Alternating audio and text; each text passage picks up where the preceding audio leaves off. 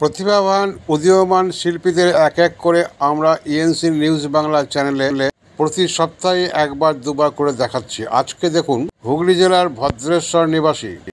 master S কুমারের অনবদ্য সঙ্গীত পরিবেশন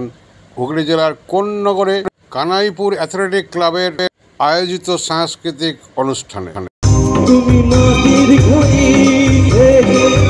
যদি মাটির তুমি বিহার অপরূপ রূপে তুমি যদি প্রতিমা হয়ে তুমি মাটির ঘরে যদি মাটির প্রদীপ বিহার অপরূপ রূপে তুমি যদি প্রতিমা হয়ে তবু ছড়াতে গেলে